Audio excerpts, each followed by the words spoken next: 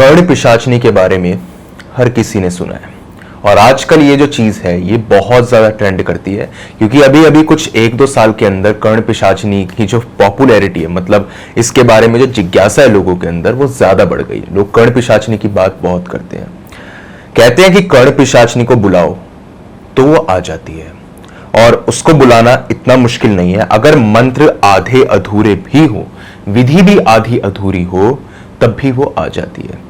ठीक है, लेकिन हर बार ये चीज जो है ये सच नहीं हो सकती। कहने का मतलब ये है, आप कौन सा मंत्र कब पढ़ रहे हैं, किस स्थिति में आप हैं, सारे रिचुअल्स आपने अच्छे से परफॉर्म किए हैं नहीं, ये चीजें बहुत डिपेंड करती है। और कुछ लोग ऐसे होते हैं जो बेवकूफी और बहादुरी में फर्क नहीं कर पाते। उन्हें लगता है कि अगर हम भूत प्रेत पिशाच डायन इन सबको बुलाएंगे तो इससे हम बहुत बहादुर कहलाए जाएंगे। आपने देखा होगा कि हमेशा कहा जाता है कि भाई खतरों से मत खेलो, ये जो बिजली की तार है इस पे हाथ मत रखो, अगर रखोगे तो करंट लग सकता है। कई बार लगता है, कई बार नहीं लगता, लेकिन उस पे हाथ रख करके आप अपनी बहादुरी तो साबित नहीं करेंगे। आप ये तो नहीं बताएंगे आप कितने ब्रेव हैं, उससे सिर्फ आपकी बेवकूफ़ी ही साबित होती है। तो ऐसे ही 2 दोस्त थे जिनको यहाँ पर किसी भी हालत में भूत प्रेत से मिलना था। उनका प्लान था किसी भी तरीके से किसी भूत को इन्वाइट करें, उससे बातचीत करेंगे और वो जितना हमारे साथ बुरा कर सकता है करके दिखाए। हम यहां पर हैं, वो भी यहां पर आए और जो वो कर सकता है करे। इन लोगों ने बहुत से यहां पर पैतरे आजमा लिए थे, बहुत सारी चीजें इन्होंने कर ली थी।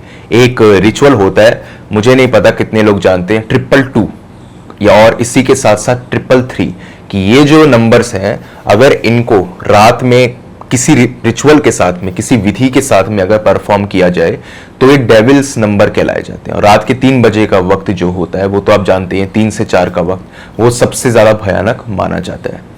तो उस वक्त पर ये लोग ये चीजें भी करते थे। इसी के साथ साथ प्लैंचेट वगैरह, ऑइजा बोर्ड वगैरह, ये सारी चीजें ये लोग कर चुके, पर इनको किसी भी तरीके से भूत नहीं मिल रहा था।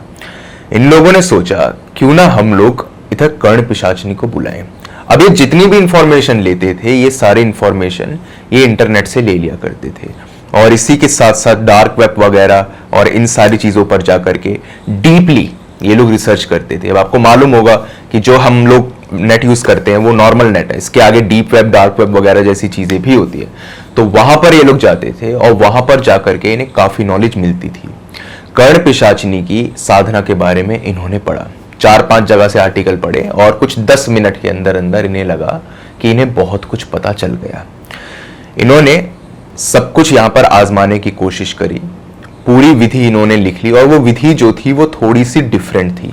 जैसा आप लोग अगर मेरी वीडियोस लगातार देखते आए हैं तो आपको मालूम होगा कि मैं बताता हूँ, जो लोग सक्सेसफुली यहाँ पे कर्ण पिशाचनी को बुलाते हैं वो लोग यही बोलते हैं कि भाई अंधेरा कमरा चाहिए, इसी के साथ साथ जो यहाँ पर काले जादू का सामान होता है और एक मंत्र, इसी के साथ में 3 दिन, 11 दिन और 41 दिन की साधना, इन तीनों में से कोई भी आप कर लो। पर इन्होंने कुछ अलग ही पढ़ा था कि यहाँ पर जो साधना है वो रात के 2:30 बजे शुरू करनी है, सिर्फ 15 मिनट करनी है, 3 दिन के अंदर अंदर। अब शॉर्टकट ऐसी चीज होती है ना कि इंसान उसकी तरफ सबसे जल्दी अट्रैक्ट होता है। तो इनका भी यही था, इन्होंने सोचा चलो भाई ठीक है, मंत्र हमारे पास में है और सामान वगैरह हम लोग ले आते हैं और हम लोग करेंगे। तो 2 कमरे थे, तो दोनों कमरों में एक जना बैठ के और सोचा कि आज हम लोग साधना यहाँ पे करेंगे।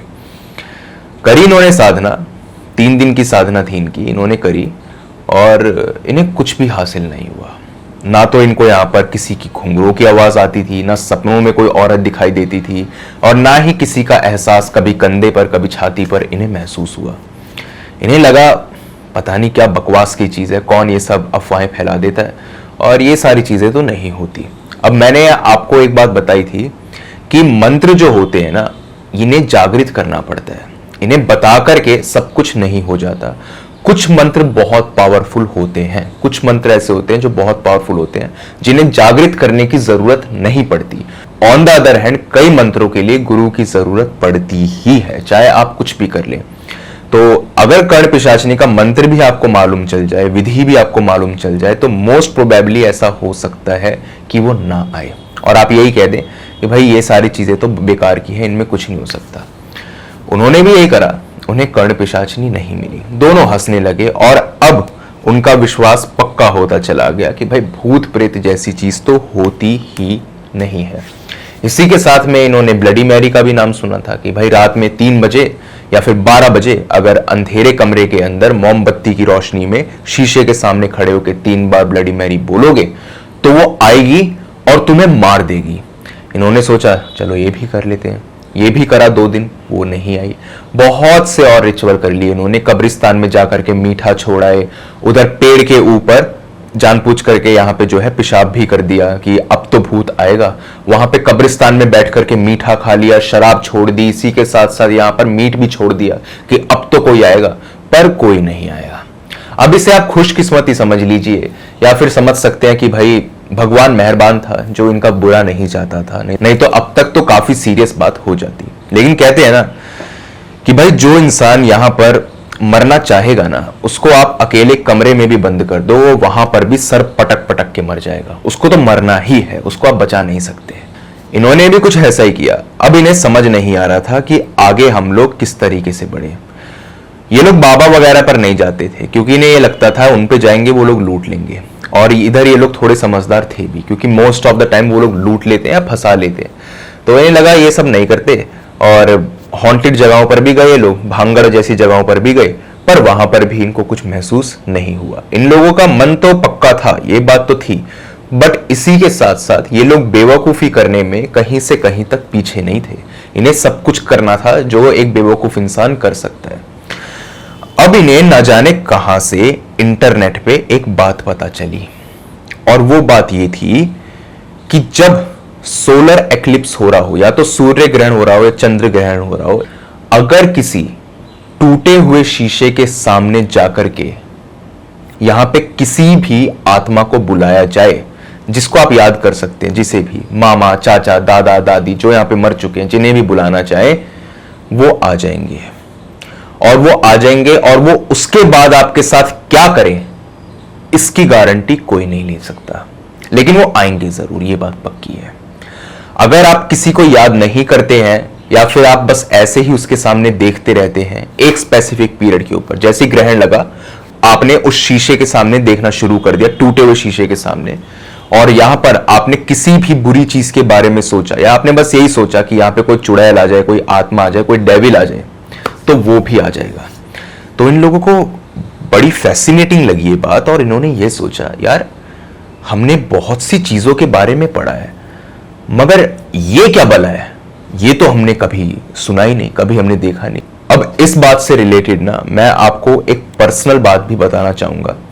बचपन में एक सीरियल आता था, पता नहीं आप में से कितने लोगों ने देखा है, वैसे देखा ही होगा, फियर फाइल्स, याद है आपको? वो सीरियल आता था एक, उसके अंदर शायद एक एपिसोड था जिसके अंदर इस चीज का जिक्र किया गया था। वो लोग ये कहते थे ये सच्ची कहानी पर आधारित है, अब पता नहीं वो कितनी सच्ची है कितनी झूठी, क्योंकि सच्ची कहानी पर आधारित होना और सच होना बहुत अंतर है। जैसे अगर आपको याद हो एक मूवी आई थी द कॉन्जरिंग, बहुत हॉरर मूवी थी 2013 के वक्त के हिसाब से। उसमें जिस तरीके से जो मेन यहां पर आत्मा थी उसको पोर्ट्रे किया गया था ना, और जो रियल लाइफ इवेंट्स में उन लोगों के साथ में चीजें हुई थी वो कंप्लीटली पोलर अपोजिट थी, कंप्लीटली पोलर अपोजिट। ऐसा हुआ ही नहीं था जैसा उसमें दिखाया गया था। ये एक यूट्यूबर ने एक मिथ बस्ट की थी, तो वो तो एक अलग बात है, बट मैं आपको मेन यहां पर बात बताता हूं। फियर फाइल्स में शायद इस चीज का जिक्र था और उसमें भी यही था कि अगर आप सूर्य ग्रहण या चंद्र ग्रहण, इन दोनों ग्रहणों में से एक ग्रहण में ऐसा कुछ करेंगे और कुछ रिचुअल भी था उसमें, तो वहां पर कोई भी आत्मा आ सकती है। और उसमें यह था कि उस बंदे ने एक्सीडेंटली देख लिया था, वो देखना नहीं चाहता था, घर का शीशा टूट गया था। तो ऐसा होता भी है सूर्य ग्रहण में, बहुत सी चीजों को कहा जाता है कि भाई खाना जो है उसको फ्रिज वगैरह में रख दो, या फिर उस खाने को अब खाना ही नहीं है जब से ग्रहण लग गया। ये सारी बातें कही जाती हैं। कहा जाता है कि पीपल के पत्तों को मत तोड़ो या फिर बरगद के पेड़ के नीचे से मत गुजरो, घर में रहो उस स्पेसिफिक पीरियड के अंदर।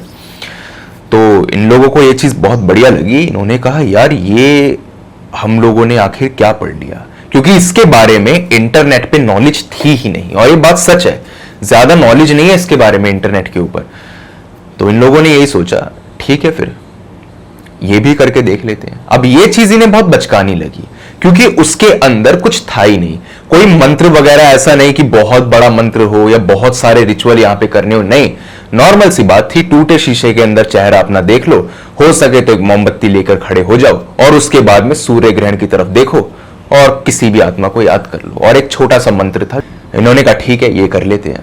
और ये जो विधि थी ये दोपहर में होनी थी, तो दोपहर के कुछ 1:33 का वक्त था और उससे 2:15 तक कुल मिलाकर के सूर्य ग्रहण रहने वाला था। और यह बात थी कि बिल्कुल मिडल में 1:33 और 2:15 के बीच का जो टाइम है उसके बिल्कुल सेंटर में जो टाइम पड़ेगा उससे विधि शुरू करनी है। 2 मिनट की विधि, बात खत्म। इन्होंने कहा ठीक है। अब इन्होंने दोपहर के 1 बजे घर का शीशा तोड़ लिया। इन दोनों लड़कों के नाम बताना मैं भूल गया। इन दोनों लड़कों के नाम थे, एक का नाम था सौरभ और एक का नाम था यहां पर अजय। तो सौरभ और अजय ये दोनों दोस्त थे। तो इधर जो सौरभ था उसका फार्म हाउस था और सौरभ काफी ज्यादा अमीर था, पापा वगैरह का काफी पैसा था उस पर, और उसका भी इधर थोड़ा बहुत जो था काम चला करता था। Ajay on the other hand normal लड़का था। यहाँ पे मैं उन दोनों का यहाँ पे बैकग्राउंड डिस्कस नहीं कर रहा क्योंकि उसकी ज्यादा जरूरत नहीं है। तो अजय गया था सौरभ के घर पे। अब सौरभ अपने फार्म हाउस पे मोस्ट ऑफ द टाइम रहा करता था और इनकी आदतें ये भी थी कि भाई लड़कियां वगैरह बुला ली या फिर जुआ शराब, इसी के साथ साथ हुक्का वुक्का, ये सारी चीजें इनकी चलती थी। नॉर्मल सी बात थी इनके लिए। तो अजय पहुंच गया, दोपहर के 12 बजे पहुंच गया। कुल मिलाकर के 1:33 का वक्त था। अभी 1 बजे शीशा इन्होंने तोड़ लिया और शीशा तोड़ने के बाद में उस शीशे को टेप से इन्होंने थोड़ा बहुत जोड़ा भी, थोड़ा जोड़ करके वापस से दीवार पे लगा दिया। अब इंतजार करने लगे 1:33 का। 1:33 हो गया, उसके बाद में जो पूरी बीच की घड़ी थी वहां तक ये दोनों रुके। रुकने के बाद में यहां पे सौरभ गया आगे। ये विधि सिर्फ सौरभ ने परफॉर्म करी, अजय ने नहीं करी। अजय को बाद में परफॉर्म करनी थी बट अजय ने नहीं करी। सौरभ गया, लाइटें घर की सारी जल रही हैं, ऐसा नहीं है कि बिल्कुल अंधेरा करना है आपको, उसके बाद में काला कपड़ा पहनना है, कुछ नहीं, फॉर्मल जैसे मैंने कपड़े पहन रखे हैं, आपने पहन रखे हैं वैसे कपड़े। बस इसने यहां पर एक मोमबत्ती जलाई, टूटे शीशे के सामने अपने आप को देखा और देख करके इसने सूर्य ग्रहण की तरफ देखा और कहा, जो भी आत्मा हमारे से बात करना चाहती है या हमारा बुरा करना चाहती है वो हमारे सामने आ जाए या हमें कोई हिंट दे जिससे हमें यह पता चले कि तुम यहां पर मौजूद हो। कितनी भी आत्माएं हो सकती हैं, कोई भी आत्मा हो सकती है। मैं यहां पर अपने पूर्वजों को याद नहीं कर रहा, मुझे इनसे कोई लेना देना नहीं। तुम जो भी हो, चुड़ैल, डायन, डाकिनी, यक्षिणी, डाकिनी, कर्ण पिशाचिनी, जो भी हो सकता है, जो भी हो तुम आ जाओ, भूत पिशाच जो भी है, और यहां पर हमें बताओ कि तुम क्या कर सकते हो। इसी के साथ में अगर तुम डेविल हो तो भी आ जाओ, हम तुम्हारा मुकाबला करेंगे और हम तुम्हें बताएंगे कि तुम लोग कुछ नहीं हो। ये लोग मानते नहीं थे और इनको अपने ऊपर हंसी भी आ रही थी कि हम क्या बचकानी चीजें कर रहे हैं। 1-2 बार और इस बात को बोला गया और मंत्र वगैरह पढ़े गए। कुल मिलाकर के 2 मिनट का टाइम था, वो 2 मिनट बीत गए। सौरभ हंसने लगा। सौरभ ने कहा, ना तो मोमबत्ती बुझी, ना तो लाइट फ्लक्चुएट हुई, कम से कम कुछ तो होता यार, एटलीस्ट थोड़ा बहुत कुछ होता तो हम समझते। एक क्या भूत है यार, भूत वूत है ही नहीं, बकवास की बातें। और एक शीशा और तोड़ दिया मैंने, अब इसको फेंक करके और आना पड़ेगा। उसने यही बोला। इतने में अजय ने कहा, यार तेरे पीछे वो औरत कौन है? सौरभ ने कहा, क्या बोल रहे तू? कह रहा, तेरे पीछे एक औरत खड़ी है जो तुझे घूर रही है। वो औरत नीली साड़ी में है, लाल साड़ी में नहीं, जैसा अक्सर आपने सुना होगा भूत प्रेत लाल और इधर व्हाइट साड़ियों में होते हैं। उसने कहा, तू मजाक तो नहीं कर रहा? उसने कहा, मैं मजाक नहीं कर रहा, मैं सीरियसली कह रहा हूं, तेरे पीछे कोई औरत है। इसी के साथ में अजय ने कहा, सौरभ वो ये कह रही है कि वो तुझे और मुझे भी जान से मार देगी, और मैंने तो उसका कुछ बिगाड़ा नहीं, आखिर वो मुझे क्यों मारने की बात कर रही है? अजय डर गया था। सौरभ ने कहा, वो इसीलिए ये बात कह रही है क्योंकि मैंने मन ही मन ये बात बोली थी कि पहले तो इसे मारना और फिर मुझे। अजय ने कहा, ये तूने कैसे कह दिया, और वो औरत है कौन यार, मैंने उसको कभी नहीं देखा, और तू तू तू देख तो सही आखिर वो है कौन। सौरव ने पीछे देखा, पीछे कोई नहीं था। उसने कहा अजय तेरा मन का वहम है। उसने कहा हो सकता है भाई, लेकिन वो औरत जो है वो लगातार यही बात बोल रही है कि वो मुझे और तुझे मार देगी। ये बोलते बोलते अचानक से अजय का गला चोक हो गया, जैसे किसी ने उसके गले को दबाया हो।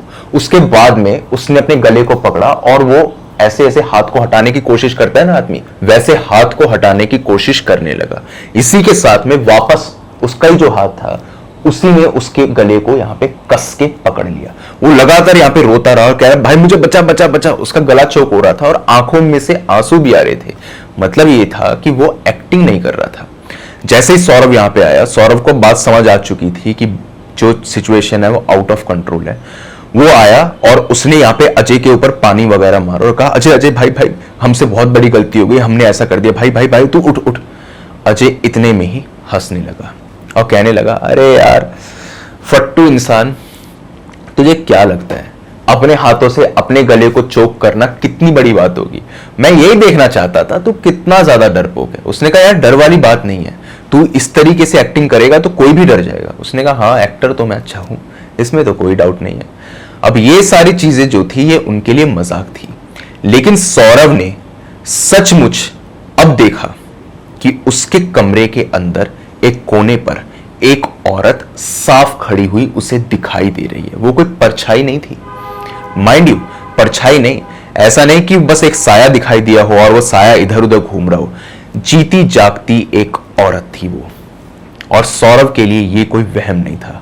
सौरभ ने अजय की तरफ देखा और कहा अजय वो औरत सचमुच यहां पर है।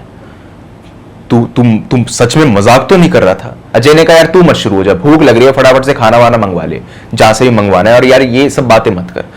सौरभ ने कहा मैं मजाक नहीं कर रहा, मैं मां कसम खाता हूं, सचमुच मैं मां कसम खाता हूं वो औरत वहां पे है। अब अजय ये बात जानता था कि सौरभ कसमें झूठी नहीं खाता। वो कितना ही झूठा हो सकता है, कितना ही बिगड़ा हुआ हो सकता है, लेकिन वो कसम झूठी नहीं खाएगा। अजय ने पीछे मुड़ के देखा तो पीछे कोई औरत नहीं थी, लेकिन सौरभ लगातार ये बात बोल रहा था कि वो औरत वहां पर है, बट वो कुछ नहीं कह रही थी। वो बिल्कुल फेसलेस एक्सप्रेशन के साथ में उन दोनों को घूर रही थी। यही बातचीत हुई उनकी, कुछ 30 सेकंड के अंदर अंदर वो औरत गायब। सौरभ को लगा मेरे मन का वहम होगा और बस यही सब बात है। उन्होंने यहाँ पे ऑनलाइन फूड को ऑर्डर किया, बट कोई भी इस वक्त पे डिलीवरी नहीं दे रहा था। तो उन लोगों को लगा कि बाहर से हम लोग खाना खाकर आ जाते हैं। बाहर वो लोग गए और बाहर यहाँ पे उन्हें कहीं पर भी खाना नहीं मिला। एक छोटा सा ठेला था जहां पर यहाँ पर पूरी छोले मिल रहे थे, वहां पर उन्होंने खाने को खा लिया और वो खाना जो था वो अच्छा नहीं था। बस पेट उनका भर गया और घर आकर के उनके पेट में यहाँ पर गैस की प्रॉब्लम वगैरह ऐसी होने लगी और इसके बाद में अजय ने यहाँ पर उल्टी कर दी। अजय के साथ साथ सौरभ ने भी यहाँ पर खाना खा के उल्टी कर दी। लेकिन कमाल की बात यह थी कि अजय को आई बिल्कुल काली उल्टी, बिल्कुल काली उल्टी। अब उन्होंने इस चीज को पढ़ा था कि अगर कोई आदमी यहां पर पोजेस्ड हो तो उसके साथ में ये सारी चीजें होती हैं। पहले उसको उल्टी आती है, उसकी आंखों का रंग चेंज होता है, उसकी बॉडी यहां पर कमजोर पड़ती है, उसकी बातों पे कोई विश्वास नहीं करता और अगर कोई उसको बचाना चाहे तो वो शख्स मर जाता है। ये चीज जब अजय ने देखी तो अजय थोड़ा सा घबराया। वो घबराया जरूर। उसने कहा सौरभ ये चीज नॉर्मल नहीं है। देख खाना वो बुरा था, मैं भी मान रहा हूं, मगर यार ऐसी उल्टी कभी मैंने नहीं देखी यार, और इतनी काली, ऐसा लग रहा है जैसे कीचड़ हो। सौरभ ने कहा यार होगी कोई ना कोई ऐसी प्रॉब्लम, तुझे पेट में कोई दिक्कत होगी, खाना इतना गंदा था यार, छोड़ ना, तू क्यों सीरियस हो रहा है।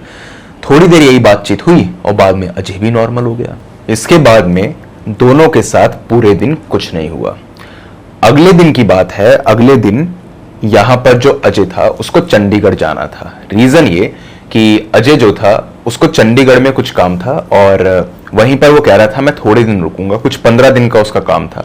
एंड उसने ये कहा था कि जो मेरा नंबर है ना वो यहाँ पर चेंज हो जाएगा, मैं तुझे बता दूंगा जब मेरा नंबर चेंज हो जाएगा, ताकि हम लोग यहाँ पे कांटेक्ट करते रहें।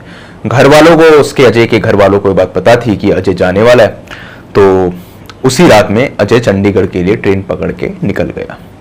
वहां पर वो पहुंचा सौरव को लगा सब कुछ ठीक है, सब कुछ यहां पर सही चल रहा है। 15 दिनों के अंदर अंदर सौरव के साथ में कुछ भी अजीब नहीं हुआ, लेकिन उसको हर बार यह सपना आता था कि जो अजय है उससे मदद मांग रहा है और उसको कह रहा है कि मुझे बचा ले।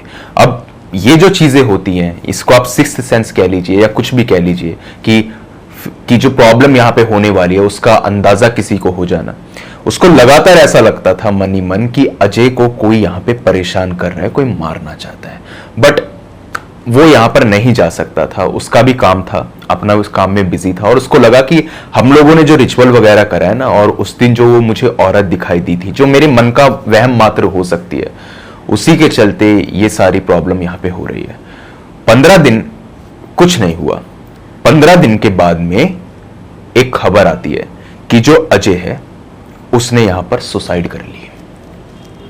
चंडीगढ़ में बैठे बैठे अजय मर चुका है। कैसे मरा ये किसी को नहीं पता, क्योंकि वो ना तो अपने पेरेंट्स से कांटेक्ट करता था और ना ही उसने कभी भी इधर सौरव से कांटेक्ट करा। उसने किसी को कुछ नहीं बताया। मरने से पहले उसने यहां पर एक बहुत लंबा डेथ नोट लिखा था, जिसमें उसने इस चीज का जिक्र किया था कि वो किस तरीके से मरा है। उसमें वो बताता था कि एक औरत है जो उसको मारना चाहती है। पहले तो वो उसको सपनों में दिखाई देती थी, फिर वो उसको अपने कमरे में घूमती हुई नजर आती थी, और उसके बाद में उस औरत ने उसे इतना मजबूर कर दिया कि वो अपने आप को यहां पर टॉर्चर करने लगा। उसकी बॉडी के ऊपर बर्न मार्क्स थे, जले हुए के निशान थे, कुछ दांत उसके टूटे हुए थे, सर जो था उसका फटा हुआ था। इसके बाद में उस आदमी ने सुसाइड करी है। मतलब उसको कितना यहां पे टॉर्चर किया होगा। वो कहता था कि ये सब कुछ मैं नहीं करता, मैं अपने होशो हवास में रहता हूं, मुझे पता है कि ये सारी चीजें गलत हैं, लेकिन फिर भी कोई ऐसी शक्ति है जो मुझे यहां पे मारना चाहती है। बट उसने कहीं पर भी इधर सौरव का नाम और उस रिचुअल के बारे में बात नहीं करी कि हम लोगों ने ऐसा कुछ किया था। इसके पीछे का रीजन क्या है ये तो आज तक भी एक मिस्ट्री है। शायद वो इधर सौरव को फंसाना ना चाहता हो, क्योंकि गलती तो अजय की भी थी, लेकिन उसने यहां पर उस रिचुअल को परफॉर्म नहीं किया था। बात वही हुई जो सौरव ने कही थी कि पहले तो इसे मारो और फिर मुझे मारो। वो यहां पर फांसी खा के मर गया। और बाकी उसने और भी यहां पर बातचीत लिखी थी कि मैं यहां पर जो भी खाना खा रहा हूं उससे मुझे उल्टी हो जा रही है, डॉक्टर्स के पास में जाता हूं तो डॉक्टर कहते हैं आपको कोई प्रॉब्लम नहीं है। अब मेरे साथ में क्या है क्या नहीं मुझे नहीं पता। और इसी के साथ साथ उसने ये बात भी मेंशन करी कि मरने के बाद में मेरी आत्मा को मुक्ति नहीं मिलेगी, कभी नहीं मिलेगी। उस औरत ने कहा है कि वो मेरी आत्मा को अपने साथ ले जाएगी। पंडित ने यहां पे उसका क्रियाक्रम करा और उसने कहा कि इसकी आत्मा को मुक्ति मिल जाएगी। घर वालों को भी लगा कि शायद ऐसा हो जाएगा, और बेसिकली अजय किसी ट्रॉमा से गुजर रहा होगा। क्योंकि एक बात मैं बता दूं उसके बारे में, उसका भी रिसेंटली ही ब्रेकअप हुआ था। अंजलि नाम की लड़की थी जिससे वो रिलेशनशिप में था, उससे उसका म्यूचुअल ब्रेकअप हुआ था। तो इसी के चलते शायद उसने यहाँ फांसी लगाई हो। घर वालों को ये लगता था, अंजलि को भी नहीं पता था कि अजय ऐसा कोई स्टेप उठा लेगा। अंजलि तो अपनी अलग ही दुनिया में थी, उसको तो पता भी नहीं था ऐसा कुछ हो जाएगा। पुलिस इन्वेस्टिगेशन वगैरह हुई, वही नॉर्मल सी बातें, अंजलि से बात वगैरह हुई, सौरव से बात वगैरह हुई, इधर कोई भी हल नहीं निकला। सब लोगों ने मान लिया कि ये लड़का जो है ये अपनी ही गलती की वजह से मर गया। और उसकी जो बात थी ना कि मेरी आत्मा को मुक्ति नहीं मिलेगी, ये चीज जो थी ये सौरव को खाए जा रही थी। उसको मरे हुए कुछ 2 दिन ही यहां पे हुए थे कि इन 2 दिनों के अंदर लगातार सौरव को उसी का सपना आता था, और वो कहता था तू चाहे लाख कोशिशें कर ले, तू अपने आप को बचा नहीं पाएगा। वो औरत वो तुझे अपने साथ लेकर के ही जाएगी। वो कोई चुड़ैल नहीं है, वो कोई डायन नहीं है, वो कोई पिशाचिन नहीं है। वो जो भी है, वो जो भी है, वो इतनी शक्तिशाली है कि उसका इलाज नहीं है, और वो तुझे मारेगी ही। तूने मुझे तो मरवा दिया, पर अब तू नहीं बच पाएगा। इसके बाद में सौरव के साथ में भी अजीबोगरीब चीजें होने लगी। उसको दिन रात यहां पे अजय दिखाई देता, इसी के साथ साथ उसको वो औरत भी दिखाई देती। एक बार तो उसके घर वालों ने ये चीज देखी कि वो जाकर के अपनी मां को मारने लगा। सौरव ने अपनी मां को मार दिया। क्योंकि उसको अपनी मां के अंदर वो औरत दिखाई दे रही थी जो कह रही थी कि मैं तुझे जान से मार डालूंगी। वो गया और उसने अपनी ही मां को यहां पे थप्पड़ मार दिया और चिल्लाते हुए कहा, तू मारेगी मुझे, तू मारेगी, तू है कौन, तेरी औकात क्या है। ये सब कुछ घर वालों ने जब देखा तो घर वाले बहुत शॉक्ड हो गए। उसके बाद में सौरभ को होश आया और उसने कहा कि मुझे यहाँ पर एक औरत दिखाई दे रही थी और शायद वो वही औरत है जो यहाँ पर अजय को भी दिखाई देती थी। घर वालों को लगा इन दोनों की दोस्ती काफी ज्यादा गहरी थी और इसी के चलते शायद एक शौक में ये है, क्योंकि जब अजय की डेथ हुई थी तो इधर सौरभ का रिएक्शन काफी अजीब था। वो पागलों जैसी हरकतें कर रहा था। अब आपको मालूम होगा कि कई लोग जो आपस में बहुत ज्यादा एक दूसरे से घुले मिले हुए होते हैं, उनमें से एक अगर चला जाए तो एक टेम्परेरी शॉक आदमी को लगता ही है। तो टेम्परेरी शॉक उसको लगा था जो जेन्युइन था, बेसिकली जेन्युइन था। अभी 2 दिन ही तो हुए थे उसकी मौत को, कि इतने में उसने इस तरीके की हरकतें भी शो कर दी। तो घर वालों को उसके बारे में थोड़ा बुरा तो लगा, लेकिन ये चीजें जो थी ये यहां पर थमी नहीं। एक बार वो अपनी छत पे घूम रहा था अपने भाई के साथ में। घूमते घूमते उसने कहा, हाँ, अजय अजय अजय जिंदा है, अजय जिंदा, अजय वहां पर, अजय जिंदा, अजय जिंदा है। वो भागा और भागते भागते वो लगभग रेलिंग के ऊपर चढ़ गया था और कूदने ही वाला था कि इतने में उसके भाई ने उसका हाथ पकड़ा और उसे कहा, भैया आप क्या कर रहे हो, पागल हो चुके हो। उसने कहा, नहीं नहीं अजय, अजय को बचा लिया, अजय मरने वाला है, अजय मरने वाला है, वो रेलिंग से नीचे लटक चुका है और मैं उसे बचाने जा रहा हूं। वहां पर कोई अजय नहीं था, लेकिन सौरभ को वो दिखाई दे रहा था। इसका मतलब साफ था कि अजय जो था उसकी आत्मा को मुक्ति नहीं मिली थी और वो यहां पर अब सौरभ के पीछे भी था। इसी के साथ साथ वो जो आत्मा थी वो भी इधर सौरभ के पीछे थी। घर वालों को इधर देरी नहीं लगी सिचुएशन समझने में। उन्हें लगा या तो ये पागल हो चुका या फिर इसके ऊपर सचमुच किसी औरत का साया है, जैसा अजय ने भी कहा था और जैसा इसने भी कहा। उन्होंने यहां पर पूरी बात अच्छे से उससे पूछी और ये जाना कि आखिर मैटर क्या था। तो उसने पूरी बात बता दी कि हम लोगों ने ऐसे ऐसे रिचुअल करा था और मुझे एक औरत दिखाई दी थी, अजय को नहीं, और अजय उसी के चलते मर गया। वो उसको लेकर के एक आश्रम में गए और एक बाबा थे जिनकी काफी ज्यादा मान्यता थी, उनके पास में वो गए। बाबा ने इधर पूछा कि तुमने यहाँ पे क्या किया। तो उसने बता दिया कि भाई हमने ऐसे ऐसे किया था, इधर सूर्य ग्रहण था और ये काम हमने किया। बाबा ने कहा, ये बात तुझे पता कैसे लगी, क्योंकि इस चीज के बारे में दुनिया में बहुत कम लोगों को पता है और तुम्हें इसके बारे में पता कैसे लगा। उसने बताया, इंटरनेट से मुझे मालूम चला। अब इंटरनेट पे बहुत सी ऐसी चीजें होती हैं जिसके बारे में आपको ओपनली मालूम नहीं चलेगा, आसपास की दीन दुनिया में इसकी खबर नहीं होती। बाबा ने कहा, कमाल है, वो जिस भी शख्स ने इसके बारे में लिखा है या जो भी उसने बात बताई है उसको सचमुच काफी ज्यादा इन सब चीजों के बारे में पता होगा, क्योंकि ये चीज कोई आम नहीं है। मेरे आश्रम में भी मुश्किल से मुश्किल 2 लोगों को इसके बारे में पता है और ये चीज जो है ये बहुत घातक है। उधर उन्होंने उसका यहां पर बेसिकली उपचार करने की कोशिश करी और यहां पर नॉर्मल क्रियाक्रम पहले तो किया, तो नॉर्मल क्रियाक्रम से उस लड़के की तबीयत और खराब हो गई। अब वो यहां पर लगातार उल्टियां करने लगा, वहीं पर बैठे बैठे आश्रम में उल्टी कर रहा था और एक वक्त के बाद में वो खून की उल्टियां करने लगा और यहां पर चिल्ला चिल्ला करके अपने माँ बाप की तरफ देखने लगा और उनको गालियां बकने लगा, बाबा को भी बकने लगा और उठ करके बाबा को मारने भागा।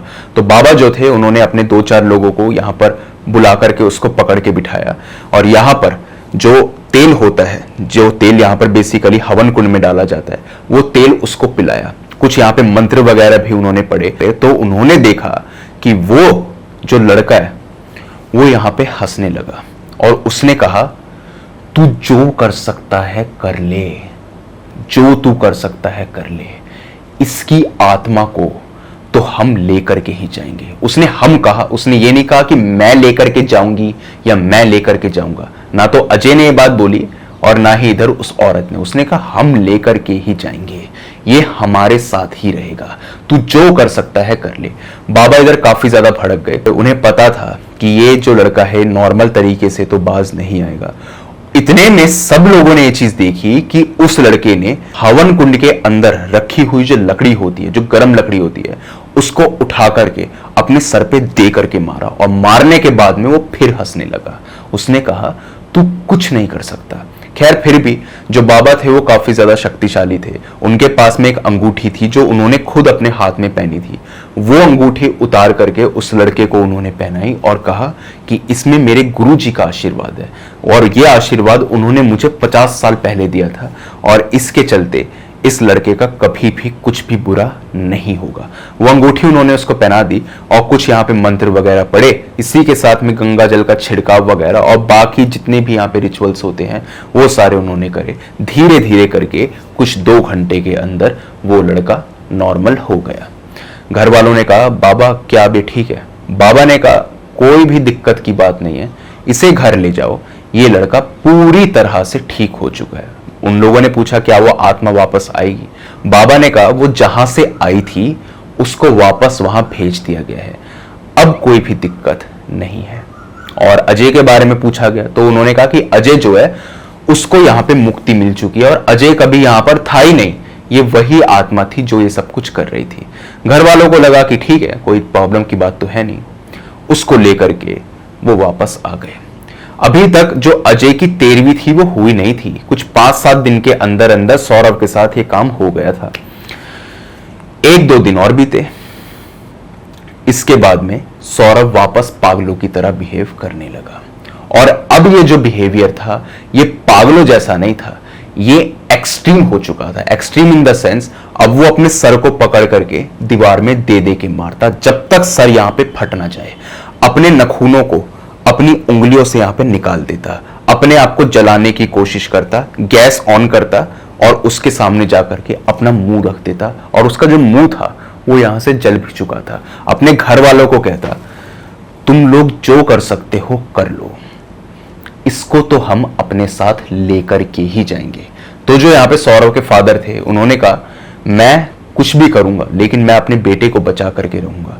तो सौरभ ने यहाँ पर अपने ही फादर को बहुत बुरी तरह से मारा। घर में 3 सदस्य और थे, उन्होंने रोकने की भी कोशिश करी लेकिन उसने अपने फादर को इतना मारा और उनको सीढ़ियों से भी उसने गिरा दिया, जिसके चलते जो उसके फादर थे वो बहुत क्रिटिकल हो चुके थे, वो डायरेक्ट आईसीयू में भर्ती हो चुके थे।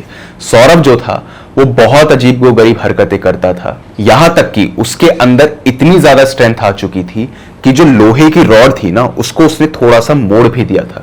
उसको बेसिकली लोहे की रॉड से उसी के भाई ने पीटा था, तो उसने उस लोहे की रॉड को पीटते हुए पकड़ लिया और उसको मोड़ दिया। उसके अंदर इतनी इनह्यूमन स्ट्रेंथ थी। इसको देखते ही सारे लोग घर से बाहर चले गए और वो किसी अघोरी को बुला करके लाए।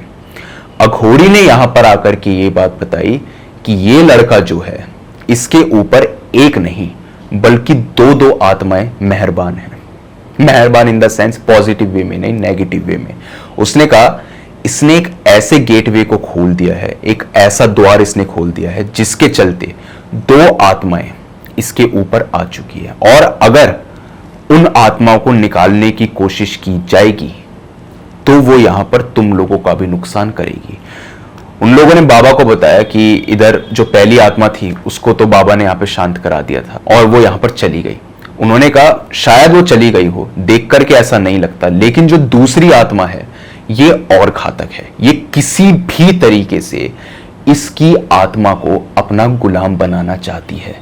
इस लड़के ने जो विधि करी है ना, ये विधि नॉर्मल नहीं थी। सभी लोग ये बात बोल रहे थे कि ये विधि नॉर्मल नहीं थी, जबकि वो आम विधि थी, लेकिन फिर भी वो चीज नॉर्मल नहीं थी। उधर उन्होंने अपने तिगड़म वगैरह बिठाए, उसको कब्रिस्तान में लेकर के गए। यहां पर उन्होंने शिव जी की पूजा वगैरह भी करी। जो राख थी वो उसकी जबान पर उन्होंने डाली, तो ये उन्होंने देखा कि वो लड़का अपनी जीभ तक काटने को तैयार था, अपनी जीभ अपने दांतों से चबाने को तैयार था। अघोरी को देख करके चिल्ला रहा था, गालियां बक रहा था। अघोरी उसको मार करके किसी तरीके से नॉर्मल करने की कोशिश कर रहा था। घेरा वगैरह उसने बना दिया था, बहुत से रिचुअल उसने परफॉर्म करे। एक रिचुअल से जहां पर आत्मा को कैद कर लिया जाता था वहां पर उसने 3 रिचुअल परफॉर्म करे, लेकिन वो लड़का शांत नहीं हो रहा था, किसी भी तरीके से शांत नहीं होने का नाम ले रहा था वो। यहां पर उस अघोरी ने क्या किया, उसका एक हाथ लिया और हाथ पे इधर एक कट मारा। कट से जैसे उसका खून थोड़ा सा निकला, उस खून को उसने एक यहाँ पर बर्तन में जमा किया। 2-4 बूंदे थी तो एक कटोरी में उसने उसको रख लिया। उसके ऊपर उसने हड्डी वगैरह को घुमाया और इसी के साथ में राख वगैरह फूकी। तो उन्होंने देखा वो जो खून था वो कंप्लीटली काला हो चुका था, बिल्कुल काला हो चुका था। और यहां पर जो वो लड़का था वो बुरी तरह से चिल्ला रहा था, बुरी तरह वो चिल्ला रहा था। और वो इतनी तेज यहां पे चिल्लाया जा रहा था कि जो उसके वोकल कॉर्ड्स थे वो यहां पे डैमेज हो चुके थे। अघोरी यहां पर समझ चुका था कि मामला बहुत सीरियस है। उसने यहां पर और भी बहुत से रिचुअल करे और अल्टीमेटली उसे सक्सेस मिल गई। ये चीज जो थी ये नॉर्मल नहीं थी, क्योंकि अघोरी ने यहां पर सोचा था कि अभी मुझे यहां पर 2-3 और अघोरियों की मदद लगेगी, क्योंकि अकेले उसके बस की बात नहीं लग रही थी। पर वो अचानक चुप हो गया। अघोरी थोड़ा सा इस चीज को देख करके हैरान हुआ। उसने कहा ये कैसे हो सकता है, अभी तक तो ये बिल्कुल जानवर था और एकदम से ये बिल्कुल नॉर्मल है। उसको लगा शायद वो आत्मा यहां पर चली गई होगी, और उसको कहीं ना कहीं ऐसा लग रहा था कि जो वो गेटवे है उसको उसने यहाँ पे क्लोज कर दिया है। वो दरवाजा जहां से वो आत्माएं आई थी उसको उसने वापस भेज दिया है। उसने यहाँ पर उसको एक लॉकेट वगैरह भी पहनाया, और इसी के साथ में एक मंत्र, स्पेशल मंत्र था वो, जिसको 11 दिनों तक पढ़ना था। वो उसके घर वालों को बता दिया कि इसको आप ही पढ़ेंगे, ये लड़का भी पढ़ेगा। लड़का बहुत नॉर्मली बिहेव कर रहा, कह रहा हाँ जी मैं बिल्कुल ऐसा करूंगा, आपने मेरी जिंदगी बचा ली। अघोरी को अभी तक और किसी को भी सच्चाई मालूम थी ही नहीं। वो आत्मा सिर्फ शांत हुई थी। वो इसलिए शायद शांत हुई होगी क्योंकि अगर अघोरी यहां पर आगे रिचुअल परफॉर्म करता तो शायद से उनको उसके शरीर से जाना पड़ता। अघोरी इस चीज को देखकर शुरुआत में टेंस था, बाकी घर वाले भी थे, लेकिन उसने यहां पे मंत्र वगैरह पढ़ा और उसने अपनी सेटिस्फेक्शन के लिए यहां पर उससे महामृत्युंजय मंत्र भी पढ़वाया कि तू महामृत्युंजय मंत्र पढ़ के दिखा। तो उसने पढ़ा भी। अघोरी ने कहा ठीक है, वो जा चुके हैं और अगर कोई दिक्कत होगी तो छोटी मोटी होगी, मुझे बता देना, मैं उसे दूर कर दूंगा। उसको लेकर के वो घर चले गए। 1-2 दिन के बाद में सौरभ ने कहा मैं ना अपने फार्म हाउस जाना चाहता हूं और मेरा यहाँ पे मन नहीं लग रहा, मैं चाहता हूं मैं वहां चला जाऊं। घर वालों ने कहा ठीक है। 2 दिन तक वो नॉर्मल था। वहां पर वो गया तो उसने कहा था कि मुझे पूरे 3 दिन तक आप कॉल मत करना, मैं अकेले अपने टाइम को स्पेंड करना चाहता हूं। तो उसके घर के बाहर में, गेट के बाहर बेसिकली दूध वाला और पेपर वाला पेपर वगैरह रख के जाते थे। 3 दिन तक ना तो उसने दूध उठाया ना पेपर। चौथे दिन गेट को यहां पे खोला गया, घर वालों के पास में दूसरी चाबी थी, गेट को खोला गया तो गेट खोल करके उनको यहां पर उसकी लटकती हुई लाश मिली। वो लाश अजय से ज्यादा बुरी तरीके से घायल थी। आपको बताऊं क्या था उसके साथ में, उसके आधे बाल किसी ने यहां पर निकाल रखे थे, जैसे किसी ने नोच के निकाल रखे हो। एक आंख उसकी नहीं थी। जमीन पर इतना खून बह चुका था कि वो ड्राई हो चुका था, जैसे खून ज्यादा वक्त तक रहेगा तो जम जाएगा, वो खून हो चुका था। टांग उसकी टेढ़ी थी और इसी के साथ में और भी बुरी हालत थी जो मैं डिटेल में एक्सप्लेन नहीं कर रहा। पेट वेट पे उसके बहुत बुरी तरह से फाड़े हुए के निशान थे, ज्यादा मैं नहीं बताने की कोशिश कर रहे हैं। ये उसकी हालत थी। किसने किया, क्यों किया, कब किया, किसी को नहीं पता। यहां पर सिर्फ एक डेथ नोट उन लोगों को मिला जिसमें उसने लिखा था वो आत्माएं अनगिनत हैं, वो एक नहीं है, वो 2 नहीं है, वो अनगिनत है और वो मेरी आत्मा को अपने साथ लेकर के जाएंगी ही। मेरे को कभी यहां मुक्ति नहीं मिलेगी, चाहे तुम कुछ भी कर लो मुझे मुक्ति नहीं मिलेगी। और अगर मैं अपनी जान नहीं दूंगा तो वो मेरे परिवार को भी मार देगी।